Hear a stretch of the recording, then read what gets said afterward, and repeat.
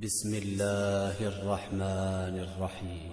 والشمس وضحاها والقمر إذا تلاها والنهار إذا جلاها والليل إذا يغشاها والسماء وما بناها والأرض وما طحاها ونفس وما سواها فألهمها فجورها وتقواها قد أفلح من زكاها وقد خاب من دساها كذبت ثمود بطغواها إذ انبعث أشقاها فقال لهم رسول الله ناقة الله وسقياها فكذبوه فعقروها فدمدم عليهم ربهم بذنبهم فسواها ولا يخاف عقباها.